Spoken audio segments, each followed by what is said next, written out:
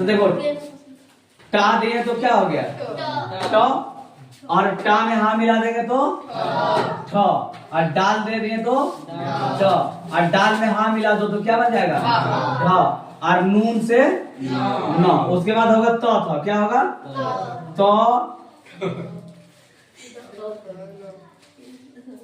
तो इसमें ता से तो, और ता में हाँ मिला दो तो हाँ, दाल से हाँ, दाल में हाँ मिलेगा तो नून से न।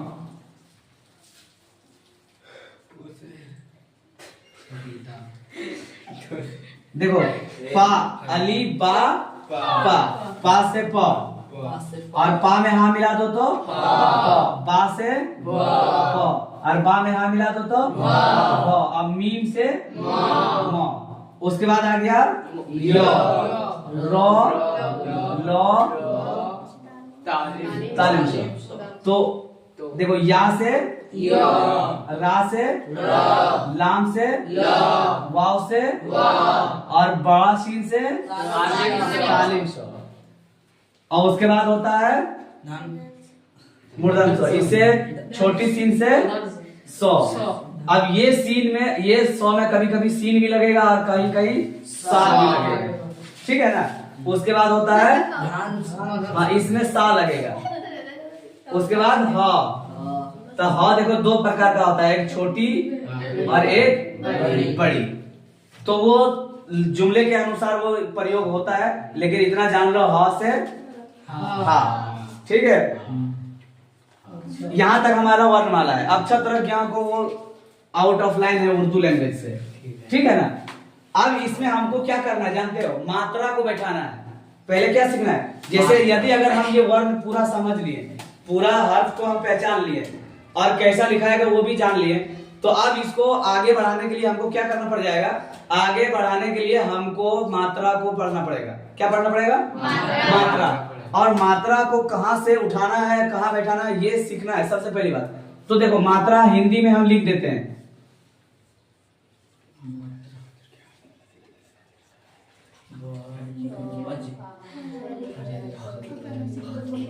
ठीक है। अब ये सारा मात्रा को उर्दू में बदलना है। किसमें बदलना है, उर्दू। किसमें बदलना है, उर्दू में बदल देना है, ठीक है ना। अब इसमें जैसे यहाँ पे आकार है, तो आकार के जगह पर लगेगा अलिफ, हर्षई कार के जगह पर लगेगा जेर, दीर्घई कार के जगह पर लगेगा या, और हर्षऊ कार के जगह पर लगेगा पेश, और दीर्घऊ कार के जगह पर लगेगा वाव, और सिंगल ए कार के जगह पर लगेगा अलिफ जेर और या मजहूल, अलिफ जेर और या मजहूल। तो ये हो जाएगा अलिफ जेर ए, क्या हो जाएगा ए, अलिफ या जेर ए। और डबल ए कार में लगेगा अलिफ जबर और या मजहूल, अलिफ जबर और या मजहूल। तो हो जाएगा अलिफ या जबर ए, अलिफ या जबर ए।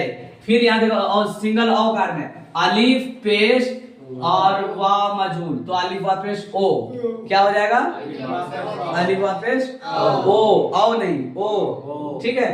डबल औकार में लगेगा अलिफ जबर वाह मजहूल, अलिफ वाह जबर औ, और अन स्वर में लगेगा अलिफ नून जबर अन, और अलिफ अभी स्वर में लगेगा अलिफ हा जबर अ, अलिफ हा जबर अ। अब इतना सारा मात्रा को अगर हम कोई वाक्य को लिखना चाहते हैं तो उसी से हमको, इससे हमको वर्ण उठाना है और वहां से हमको मात्रा लेना है। यहां से हमको वर्ण उठाना है यानी हर्फ उठाना है, और यहां से हमको मात्रा लेना है। जैसे अगर हम लिखते हैं कागज, क्या लिखते हैं कागज, हिंदी में लिखा हुआ है कागज, हाँ हिंदी में क्या लिखा हुआ है कागज।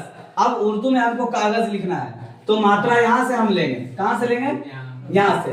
तो क के जगह पर क्या आ रहा है उर्दू में, काफ आ रहा है, तो यहां पे हम काफ ले लिए। आकार के जगह पर क्या आ रहा है अलिफ, तो ले लिए अलिफ, है ना। उसके बाद ग है, तो ग के जगह पर क्या है गाफ, फिर प्लस में यहां डाल दिए गाफ, और उसके बाद ज है, तो ज के जगह पर क्या है जीम, लेकिन यहाँ पे जा जाल और जाद का भी प्रयोग होगा, ठीक है ना। तो यहां पे लगेगा ये जा। कौन सा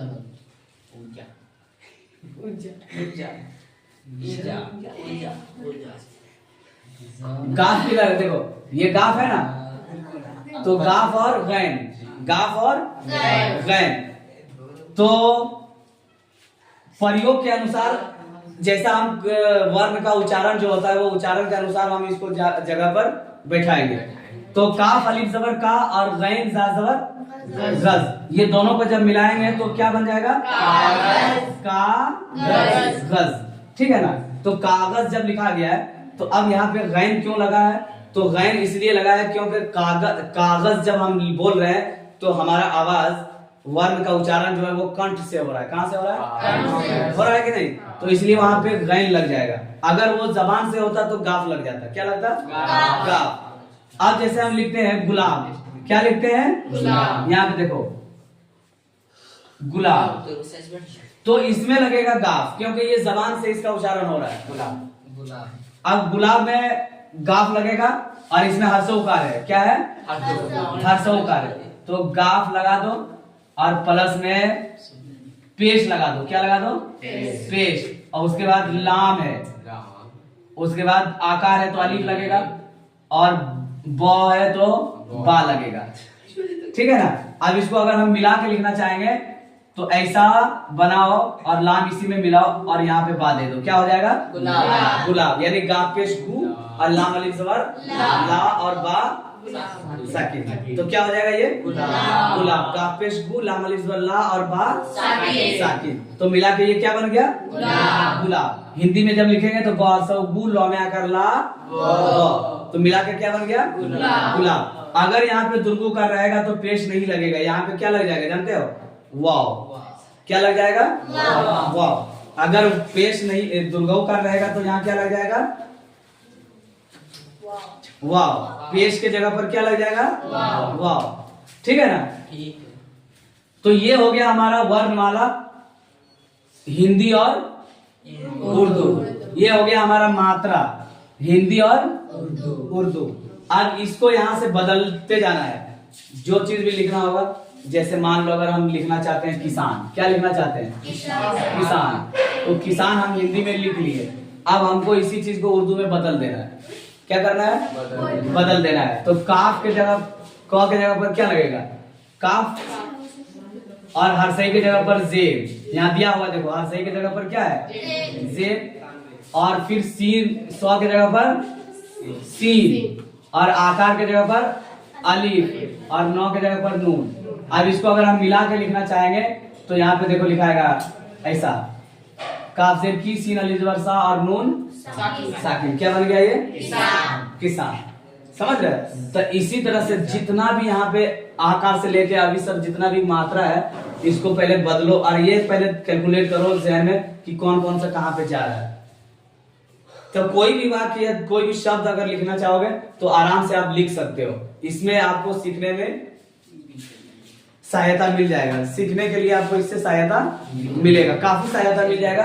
ये आपके लिए बहुत जरूरी ट्रिक है जो देखना और सीखना बहुत जरूरी है, क्योंकि हर आदमी को दूसरे भाषा, एक भाषा से दूसरे भाषा को पढ़ने के लिए थोड़ा कठिनाई की सामना करना पड़ता है, लेकिन उसके लिए आसान जब हो जाता है जब वो दूसरे भाषा से बदलने के लिए जान जाता है। एक भाषा को दूसरे भाषा में बदलने के लिए जब जानता है तो उसके लिए और आसान बन जाता है। तो सबसे पहले यहाँ बदलना सीख जाएंगे कि उर्दू में क कैसा हो रहा है और हिंदी में क कैसा है। तो हिंदी में क को हम पढ़े हैं लेकिन हम उर्दू में क नहीं जान रहे, अली बात आप रटे हुए है कि नहीं। तो हिंदी को उर्दू में बदल के देख लो, क लिखो, उसके सामने में उसका उससे बनने वाला हर्फ लिख दो, क से बनने वाला हर्फ लिखो। उसके बाद कागज लिखना है तो कागज लिखा हुआ है हिंदी में, क में आकर का और उसके बाद ग और उसके बाद ज। तो कागज लिखा हुआ है तो कौन कौन सा हर्फ लगा हुआ है? काफ लगा हुआ है, अलीफ लगा हुआ है, गैन लगा हुआ है और जा लगा है कि नहीं। अब इस चीज को पहले बदल कर धीरे धीरे लिखने का काम को पूरा कर लो। लिखने के लिए जो थोड़ा सा किसी के अंदर अगर कमी है पढ़ने और लिखने में तो इस तरह से भी आप पढ़ सकते हैं, पढ़ने के लिए सीख सकते हैं। ये आसान तरीका है सीखने का।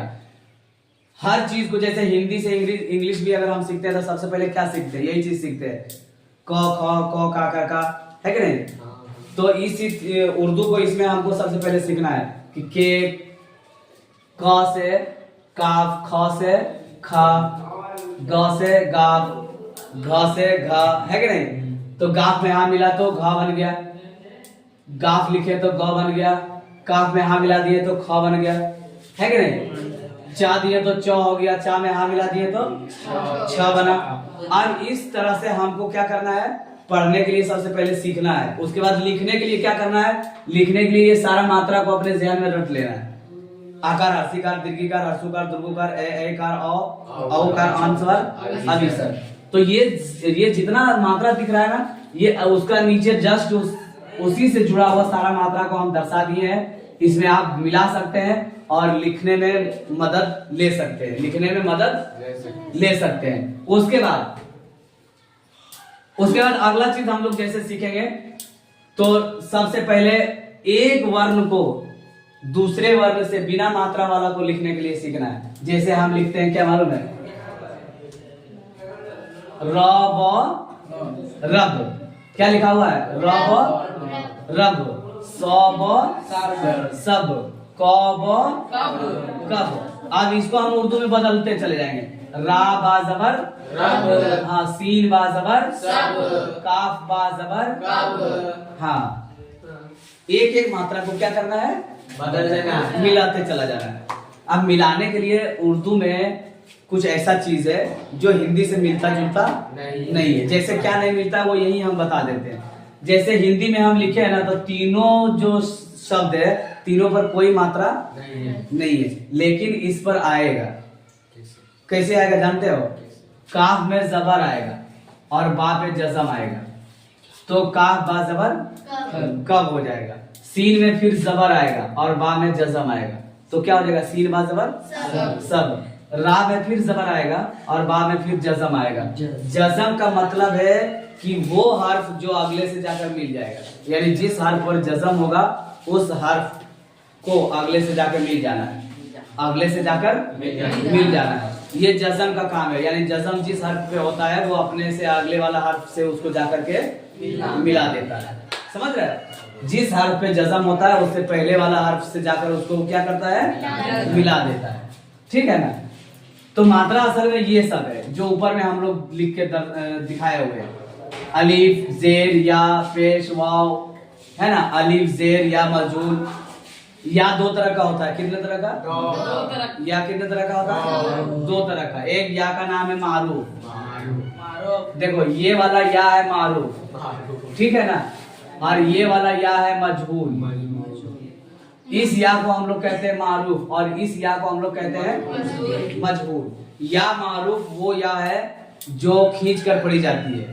या मारूफ उसका परिभाषा कहता है या मारूफ का कि या मारूफ उस या को कहते हैं जो या खींच कर पढ़ी जाती है। जैसे अमीर,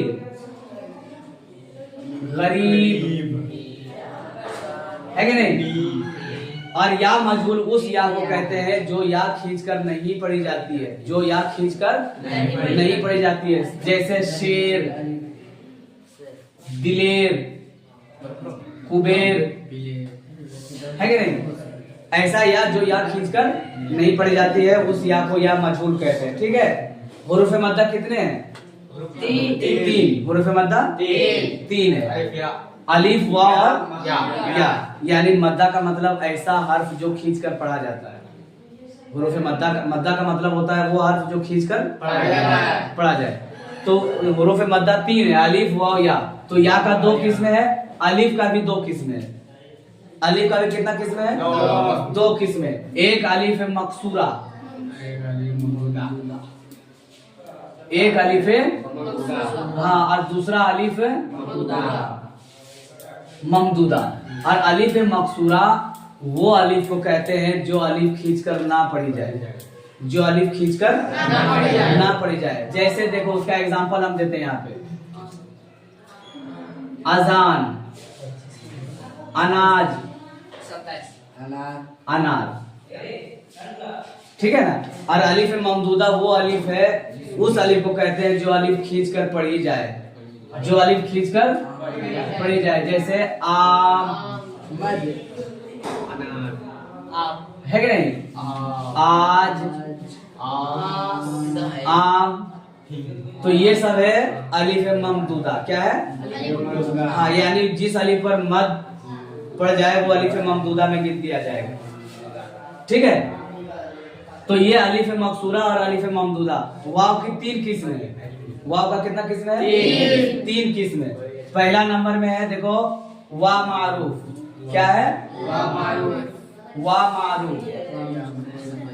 और दूसरा नंबर में है वा मजहूल। क्या है? वा मजहूल।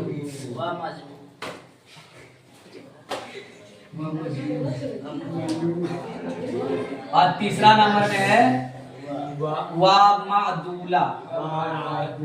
हाँ, देखो, तो वा मारूफ वो वाव है जो वाव खींच कर पढ़ी जाए। वा मारूफ उस वाव को कहते हैं जो वाव खींच कर पढ़ी जाती है। उसका परिभाषा कहता है कि वा मारूफ उस वाव को कहते हैं जो वाव खींच कर पढ़ी जाती है। जैसे नूर, दूर, है कि नहीं? और या मजहूल वो वा मजहूल उस वाव को कहते हैं जो वाव खींच कर पढ़ी नहीं जाती है। जैसे चोर। क्या है? हाँ, नोट, कोट। और वा मादूला उस वाव को कहते हैं जो वाव लिखने में आए पर पढ़ने में ना आए।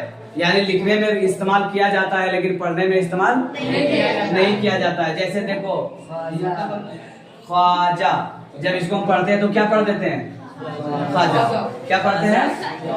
हाँ, जैसे ख्वाहिश। क्या लिखा हुआ है? हाँ, या दरख्वास्त। क्या पढ़ते हैं? हाँ, पढ़ते हैं दरखास्त, है कि नहीं? या तो क्या पढ़ते हैं? खाजा, लेकिन लिखा क्या हुआ है? हाँ, पढ़ते हैं ख्वाहिश, लेकिन लिखा क्या हुआ है? ख्वाहिश। तो अलिफ की 2 किस्म, मकसूरा और ममदूदा, है कि नहीं? अलिफ की 2 किस्म, मकसूरा और। तो अलिफ मकसूरा में कहा गया था वो अलिफ जो खींच कर ना पढ़ी जाए, और अलिफ ममदूदा में वो अलिफ जो खींच कर पढ़ी जाए। या की भी 2 किस्म, एक मारूफ और एक मजहूल। या की भी 2 किस्म, मारूफ और। या मारूफ उस या को कहते हैं जो या खींच कर पढ़ी जाती है। जैसे एग्जांपल के तौर पे दिया था अमीर, गरीब, है कि नहीं? और या मजहूल वो या जो खींच कर नहीं। हाँ, जैसे उसका एग्जांपल मिला था क्या? शेर, दिलेर, कुबेर, है कि नहीं?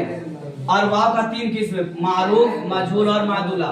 तो वाव मारूफ का मतलब होता है वो वाव जो खींच कर पढ़ी जाती है। वाव मारूफ उस वाव को कहते हैं जो वाव खींच कर पढ़ी जाती है। जैसे नूर, दूर, है कि नहीं? पूर। क्या?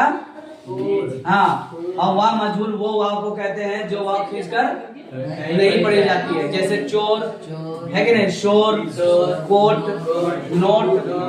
और वाव मादूला उस वाव को कहते हैं जो वाव लिखने में आए पर पढ़ने में नहीं आए। ऐसे वाव को वाव मादूला कहते हैं। क्या कहते हैं? वाव मादूला। ठीक है, यानी जैसे ख्वाजा, है कि नहीं? ख्वाहिश, दरख्वास्त, ठीक है ना? दरख्वास्त। यानी वाव मादूला में वाव को सिर्फ चाय पत्ती के जैसा इस्तेमाल करना है। हाँ, जैसे चाय बनाते हैं तो चाय पत्ती डालते हैं लेकिन पीने घड़ी उसको पीते नहीं। हाँ, क्या करते हैं उसको? हाँ, तो वही है वाव। क्या है? मादूला। वाव मादूला को सिर्फ लिखेंगे लेकिन पढ़ेंगे नहीं। ठीक है, समझ में आ गया ना? हाँ,